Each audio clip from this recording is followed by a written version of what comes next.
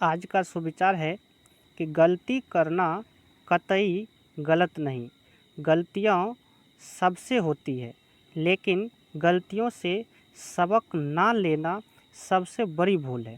देखिए, इंसान है, गलती तो हो ही जाता है, लेकिन गलती होने पर घबराना नहीं है, बल्कि उस गलती से आपको क्या सीख मिलता है, उससे सीख ले लेना चाहिए और प्रयास करना चाहिए कि वैसी गलती दोबारा नहीं होना चाहिए। तो इस सुविचार के साथ आज का वीडियो स्टार्ट करते हैं। चलिए।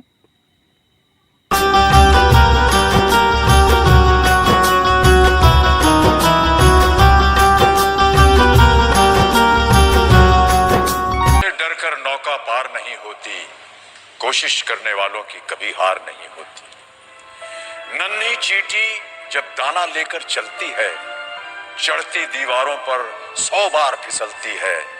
मन का विश्वास रगों में सांस भरता है, चढ़कर गिरना गिरकर चढ़ना ना करता है। आखिर उसकी मेहनत बेकार नहीं होती, कोशिश करने वालों की कभी हार नहीं होती। हेलो दोस्तों, आपके अपने ही चैनल ग्लोबलपुर में आपका स्वागत करता हूं। दोस्तों, इस वीडियो में हम लोग फिजिक्स यानी क्लास 10th का फिजिक्स जो है पहला एक्सरसाइज यानी कि परावर्तन रिफ्लेक्शन ऑफ लाइट का जो है कुछ पॉइंट्स निकाले हैं, जो कि लगभग 45 पॉइंट्स है।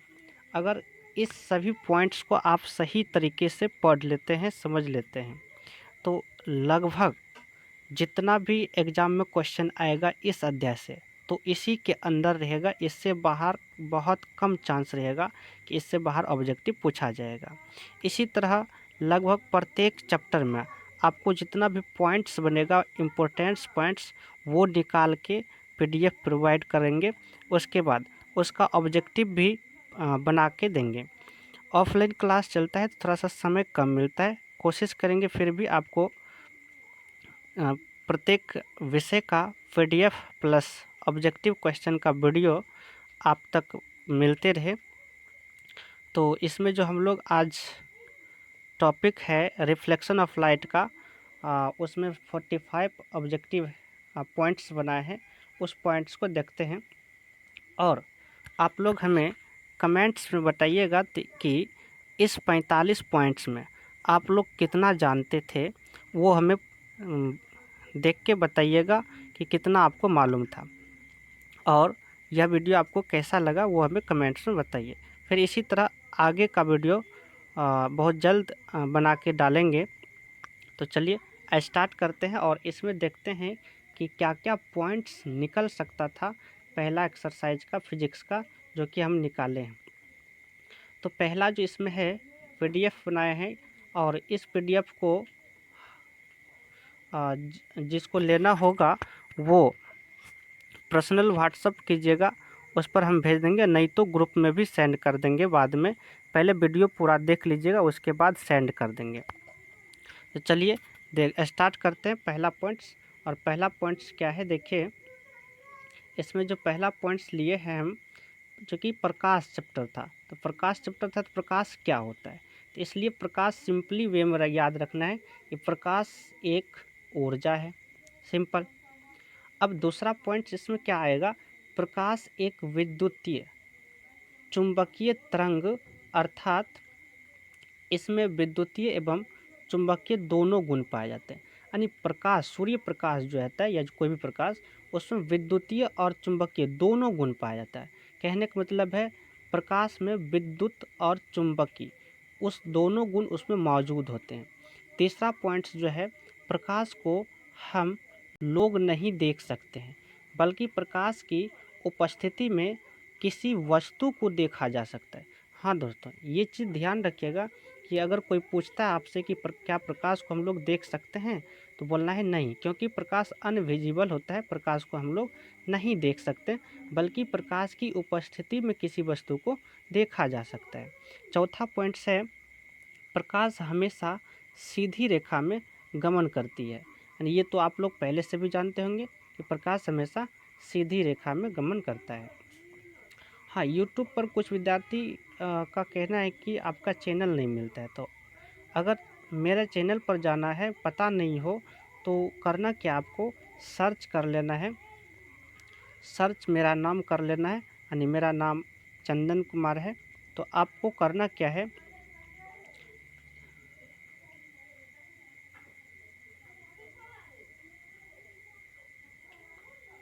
चंदन कुमार या फिर चंदन सर लिख के उसके बाद ये जयप्रभा नगर ज़रूर लिखिएगा। तो चंदन सर जयप्रभा नगर या चंदन कुमार जयप्रभा नगर लिख के सर्च कीजिएगा, सबसे पहले नंबर पर आ जाएगा मेरा वीडियो। चलिए आगे का देखते हैं।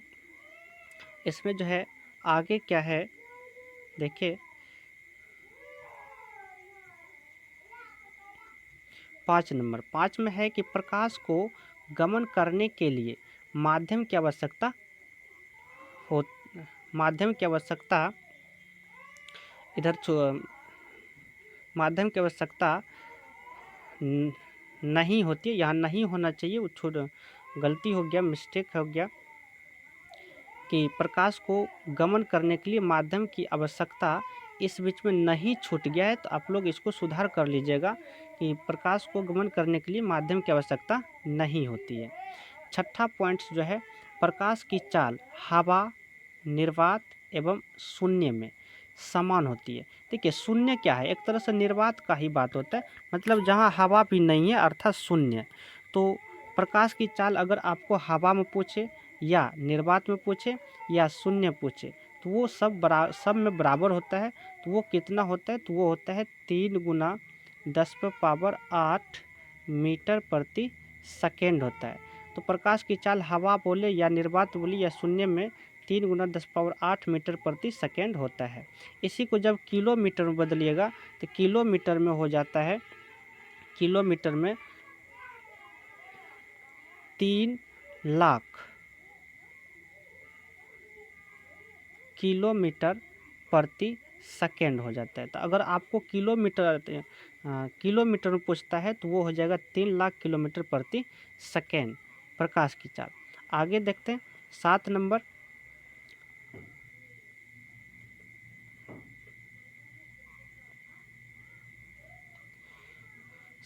में है कि प्रकाश का परावर्तन में माध्यम नहीं बदलता है।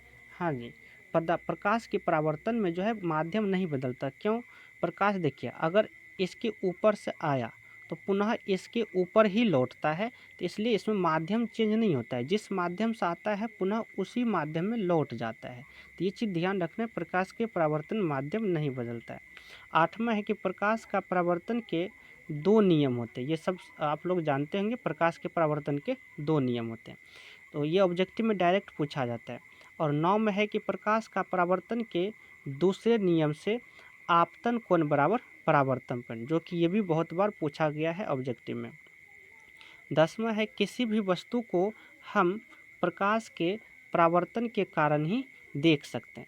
अगर आपको पूछता है कि किसी वस्तु को हम प्रकाश के किस घटना के कारण देख पाते हैं, तो वो प्रकाश का परावर्तन होगा, क्योंकि प्रकाश के परावर्तन के कारण ही हम लोग किसी वस्तु को देख सकते हैं। 11 नंबर है कोई भी वस्तु 100% प्रकाश को परावर्तित नहीं करता है। जी हाँ, याद रखना है कि कोई भी वस्तु चाहे कितनों चिकना क्यों ना हो, वो 100% प्रकाश को परावर्तित नहीं करता है।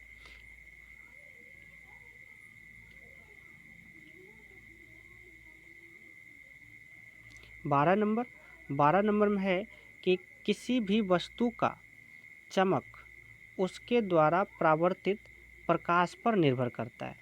यानी अगर कोई वस्तु अधिक चमकीला दिखाई दे रहा है तो उसका बस एक ही कारण है कि वो उससे प्रकाश अधिक मात्रा में परावर्तित हो रहा है। अगर कोई वस्तु कम चमकीला दिखाई देता है तो इसका मतलब ये हुआ कि उससे प्रकाश कम मात्रा में परावर्तित हो रहा है। यानी सिंपली वे में समझें तो कहने का मतलब है प्रकाश का जो परावर्तन कितना हो रहा है उस वस्तु का चमक उसी पर निर्भर करता है। अगर 13 जो है, जो वस्तु प्रकाश को जितना अधिक परावर्तित करता है वो वस्तु उतना अधिक चमकीला दिखाई देता है। 14 में है वह वस्तु जो प्रकाश को खुद उत्सर्जित करता है उसे दीप्त वस्तु कहते हैं, जैसे तारे, सूर्य, जलती हुई बल्ब, जलता हुआ जलता हुआ लैंप इत्यादि। यानी जो प्रकाश को खुद उत्पन्न करे उसको दीप्त वस्तु कहते हैं। यहाँ वो एग्जाम्पल में हो गया आपको तारे सब। अब देखिए अगला 15 नंबर से देखिए, 15 नंबर में है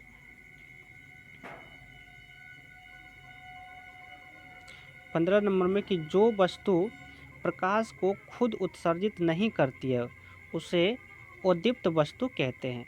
जैसे हो गया ग्रह, चंद्रमा, जैसे में हो गया ग्रह, चंद्रमा, ईंट, पत्थर, लकड़ी इत्यादि। हाँ, ये जो चंद्रमा देख रहे हैं इसमें खुद का अपना प्रकाश नहीं होता है, ये सूर्य के प्रकाश से चमकता है, इसलिए चंद्रमा के पास अपना खुद का प्रकाश नहीं होता है, इसलिए ये हो गया आपको अदीप्त वस्तु हो गया, अदीप्त वस्तु। 16 नंबर में है कि जब समतल कांच के एक ओर कलई किया जाता है तो उसे समतल दर्पण कहते हैं। यानी समतल कांच सिंपली समझे तो ऐसे समतल कांच हुआ, और कलई एक और अगर इस तरह से कलई कर देंगे, रंग देंगे, तो इसी को हम लोग समतल दर्पण के नाम से जानते हैं। 17 में है कि समतल दर्पण में किसी भी वस्तु का प्रतिबिंब काल्पनिक, सीधा और वस्तु के बराबर होता है। याद रखना है, समतल दर्पण में किसी भी वस्तु का जो प्रतिबिंब है हमेशा काल्पनिक, सीधा और वस्तु के बराबर होता है। 18 नंबर में है 18 नंबर कि समतल दर्पण के सामने जितनी दूरी पर वस्तु होता है उसका प्रतिबिंब दर्पण के पीछे उतने ही दूरी पर बनता है। यह भी टॉपिक याद रखने वाली बात है कि समतल दर्पण के सामने जितना दूरी पर वस्तु को रखेंगे उतने दूरी पर उसके पीछे उसका प्रतिबिंब बनता है। 19 में है कि समतल दर्पण में बना प्रतिबिंब पार्श्व व्युत्क्रमणीय होता है। देखिए पार्श्व व्युत्क्रमणीय का मतलब है कि दायां वाला भाग बायां और बायां वाला भाग दायां दिखाई देता है। कहने का अर्थ हुआ कि अगर समतल दर्पण के सामने अगर आप दायां हाथ उठाएंगे तो आपको लगेगा फिगर में कि बायां हाथ उठा रहे हैं, अगर मान लीजिए बायां हाथ उठाइएगा तो आपको लगेगा फिगर में कि दायां हाथ उठा रहे हैं। ऐसी ही कंडीशन को पार्श्व व्युत्क्रमणीय बोलते हैं। 20 में है कि गोलीय दर्पण दो प्रकार के होते हैं, ये तो सब जानते होंगे आप, कौन कौन होता है, तो उत्तल दर्पण और अवतल दर्पण। अब उत्तल दर्पण का परावर्तक सतह उभरा हुआ रहता है, कहने का मतलब ऐसे करके उठा हुआ रहता है परावर्तक सतह, यानी जिससे कि प्रकाश परावर्तित होगा उसको परावर्तक सतह बोलते हैं। और अवतल दर्पण में परावर्तक सतह धंसा हुआ रहता है। तो ये सब कॉमन चीज़ है, ये सब तो खैर आम सिंपल है। 23 नंबर देखिए, 23 में है कि उत्तल दर्पण में किसी भी वस्तु का प्रतिबिंब हमेशा काल्पनिक, सीधा और वस्तु से छोटा आता है। ये ऑब्जेक्टिव के लिए बहुत इंपॉर्टेंट है। ये 23 नंबर कि उत्तल दर्पण में जो है किसी भी वस्तु का प्रतिबिंब हमेशा, ये चीज़ देखिए, हमेशा काल्पनिक, सीधा और वस्तु से छोटा होता है, कभी भी बड़ा नहीं होता या कभी भी वास्तविक नहीं बनता है। उसका जस्ट उल्टा अवतल दर्पण की बात करते हैं तो अवतल दर्पण में वस्तु का प्रतिबिंब प्रायः वास्तविक और उल्टा होता है। प्रायः लिखे, देखिए प्रायः को ध्यान देना, ये नहीं समझना कि हमेशा वास्तविक और उल्टा होता है। प्रायः का मतलब हुआ कि अधिकांश केस में, क्योंकि अवतल दर्पण में 6 कंडीशन आता है, तो 6 कंडीशन में 5 कंडीशन में जो है वस्तु वास्तविक और उल्टा होता है, और मात्र 1 कंडीशन होता है जो कि पी और एफ के बीच में जब वस्तु रखते हैं तो उस स्थिति में काल्पनिक बन जाता है और सीधा बन जाता है। तो वो आप लोग डिटेल से पढ़े होंगे। यहाँ मेरा काम है इस पीडीएफ में ऑब्जेक्टिव पर फोकस करना है। तो चलिए आगे देखते हैं 25 नंबर।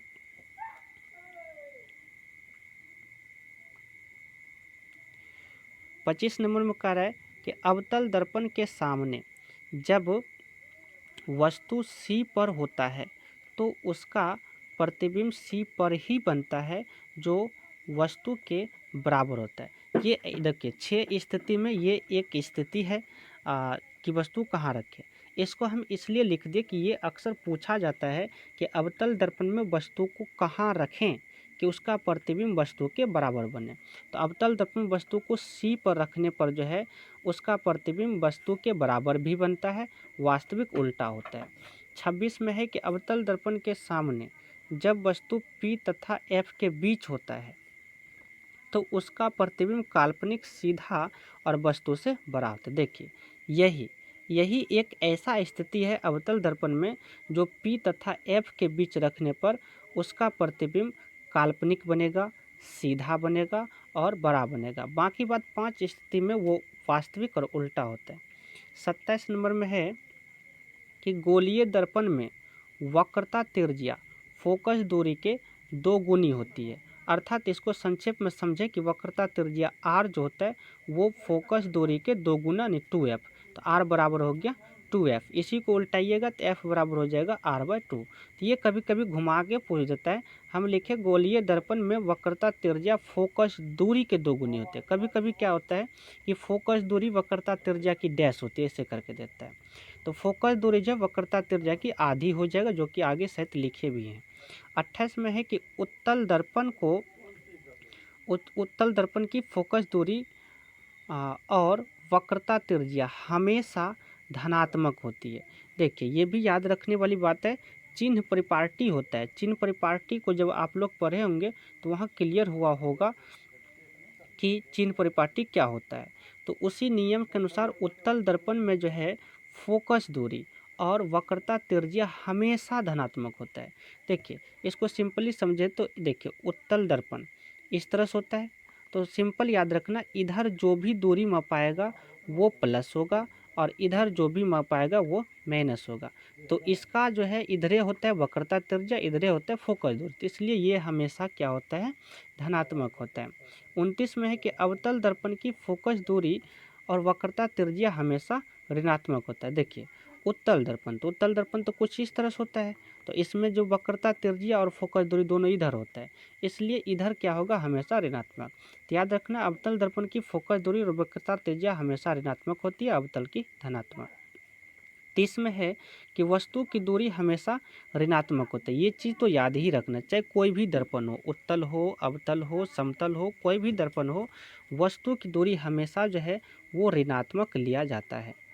31 में है कि सभी दूरी को हमेशा ध्रुव से मापा जाता है। हाँ, कोई भी दर्पण हो उससे कोई मतलब नहीं है, जब भी किसी वस्तु या किसी भी चीज़ का दूरी मापना है तो वो हमेशा ध्रुव से ही मापा जाता है, जो कि ये याद रखना है।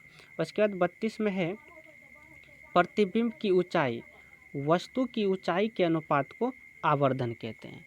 तो ये चीज़ तो सिंपल वे में याद रखना है कि प्रतिबिंब की ऊंचाई और वस्तु की ऊंचाई के अनुपात को आवर्धन कहते हैं। कहने का मतलब है m बराबर जो होगा मैग्नीफिकेशन बराबर HI/HO हो जाएगा। इसको जब फिगर बना के प्रूव्ड किया जाता है तो ये भी आपको आता है m बराबर -v/u। ज़्यादातर यही फॉर्मूला यूज होगा, m बराबर -v/u। ये कैसे आता है तो आप लोग डिटेल्स अगर पढ़े होंगे तो पता होगा ये कैसे आता है। सिंपली अभी फ़िलहाल याद रखना ऑब्जेक्टिव के लिए कि प्रतिबिंब की ऊंचाई और वस्तु की ऊंचाई के अनुपात को आवर्धन कहते हैं। तो m बराबर HI मतलब image of height of image, और उसके बाद हाइट ऑफ ऑब्जेक्ट मतलब वस्तु होता है, इसके अनुपात को ही हम लोग आवर्धन कहते हैं। 33 में है कि समतल दर्पण का आवर्धन हमेशा +1 होता है। ये भी ऑब्जेक्टिव में पूछा जाता है, तो याद रखना समतल दर्पण का प्रतिबिंब जो है आवर्धन जो है वो हमेशा +1 होता है। क्योंकि देखिए समतल दर्पण में क्या लिखा है, जितना बड़ा वस्तु उतना बड़ा प्रतिबिंब, तो इसलिए ये दोनों कट के हो जाता है 1। और ये धनात्मक इसलिए कि इसमें जो है इधर अगर लेते तो इसका बिल्कुल सीधा होता है और प्रकाश की दिशा में होता है, तो इसलिए ये प्लस ही रहता है दोनों की स्थिति में। आगे है कि काल्पनिक प्रतिबिंब का आवर्धन धनात्मक होता है, यानी काल्पनिक प्रतिबिंब, ये भी याद रखने वाली बात है कि जो भी काल्पनिक प्रतिबिंब होगा उसका आवर्धन अगर पूछता है तो वो हमेशा धनात्मक होगा। उसके बाद वास्तविक प्रतिबिंब का आवर्धन हमेशा ऋणात्मक होता है। छोटा छोटा चीज़ें, चूँकि ऑब्जेक्टिव में तो छोटा छोटा चीज़ ही याद काम आएगा, बड़ा चीज़ से नहीं आता, क्योंकि जब तक गहन अध्ययन नहीं कीजिएगा तो फिर ऑब्जेक्टिव नहीं बन पाएगा। इसलिए छोटा छोटा चीज़ को ध्यान से पढ़िए तब हो पाएगा। उसके बाद आगे है देखिए दर्पण सूत्र, जो कि आप लोग जानते होंगे। दर्पण सूत्र हो गया 1/v - 1/, दर्पण में प्लस होता है 1/v + 1/u इक्वल टू होता है 1/f, जो कि यहाँ हम लिखे हैं 1/v + 1/u बराबर 1/f। 37 में है कि उत्तल दर्पण को अपसारी दर्पण भी कहा जाता है। ये चीज़ तो ये भी याद रखना, और ये कारण भी हो सकता होगा तो बता देंगे, क्वेश्चन लेके आएंगे। कुछ जो 2 नंबर का क्वेश्चन बनता है उसको होगा तो अलग से बता देंगे कि उत्तल दर्पण को अपसारी दर्पण क्यों कहा जाता है। ये प्रश्न आ जाता है 2 नंबर में कि उत्तल दर्पण को अपसारी दर्पण क्यों कहा जाता है। अब देखिए आगे 37 से आगे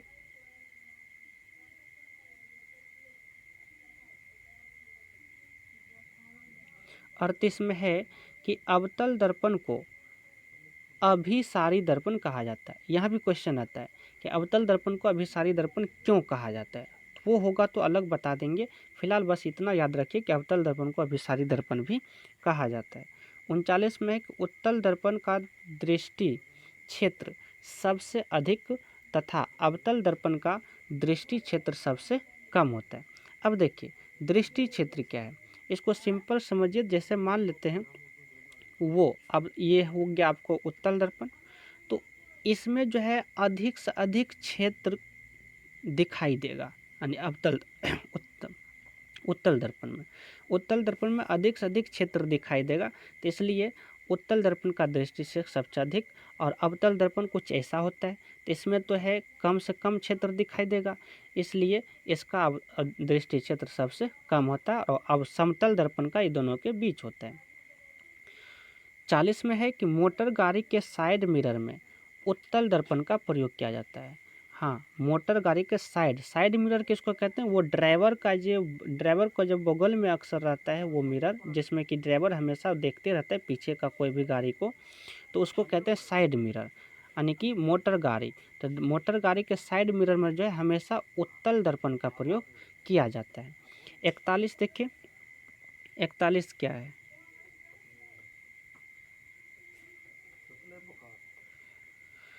41 में है कि मोटर गाड़ी के अग्रदीप में अवतल दर्पण का प्रयोग किया जाता है। हाँ, मोटर गाड़ी का अग्रदीप कहते हैं जो आगे में जो हेडलाइट होता है कोई भी गाड़ी का, चाहे वो मोटरसाइकिल हो, बस हो, टाटा हो, जो भी हो, उसके आगे में जो हेडलाइट जिसको कहते हैं उसमें जो रहता है वो कटोरा के जैसा लगा रहता है। तो कटोरा के जैसा लगा रहता है मतलब अवतल दर्पण। तो ये याद रखना है कि मोटर गाड़ी के अग्रदीप में मतलब आगे का जो हेडलाइट होता है उसमें अवतल दर्पण का प्रयोग किया जाता है। देखिए ये भी पूछ जाता है कि सर्च लाइट में किस दर्पण का उपयोग किया जाता है। सर्च लाइट में अवतल दर्पण का प्रयोग किया जाता है। सर्च लाइट जैसे पुलिस सबके पास में देखे होंगे, बहुत बड़ा टॉर्च होता है जिसको जलाने के बाद जो है बहुत अधिक रोशनी करता है, तो उसको सर्च लाइट कहते हैं। तो सर्च लाइट में जो है अवतल दर्पण का प्रयोग किया जाता है। उसके बाद 43 में कि अवतल दर्पण का प्रयोग हजामती दर्पण के रूप में किया जाता है। देखिए हजामती क्या होता है, हजामती मतलब सैलून जो होता है, यानी सैलून में जो दर्पण लगा रहता है वो अवतल दर्पण रहता है। अवतल दर्पण इसलिए लगाया जाता है क्योंकि पी और एफ के बीच जब वस्तु को रखते हैं तो उसका बड़ा प्रतिबिंब बनता है, सीधा बनता है और काल्पनिक बनता है। तो इसलिए अवतल दर्पण का प्रयोग किया जाता है ताकि बड़ा बड़ा चेहरा दिखाई दे। और ये अक्सर आपको महंगे सैलून में, जहाँ स्टैंडर्ड सैलून होगा वहाँ दिखाई देगा, नॉर्मल में तो समतल दर्पण ही लगा लेता है तो वहाँ नहीं मिलेगा। 44 में है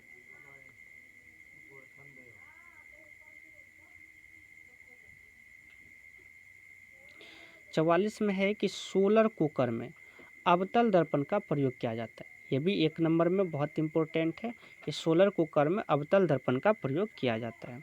उसके बाद 45 में है कि गोलीय दर्पण को में फोकस दूरी वक्रता त्रिज्या के आदि होता है, जो कि पहले हम लिखे थे r बराबर 2f, बोले थे यहाँ से अगर f निकालना हो तो r बट्टे हो जाएगा 2। तो ये एक्सरसाइज पहला यानी कि फिजिक्स का पहला प्रावर्तन चैप्टर का है जिसमें कि 45 पॉइंट्स निकाले हैं।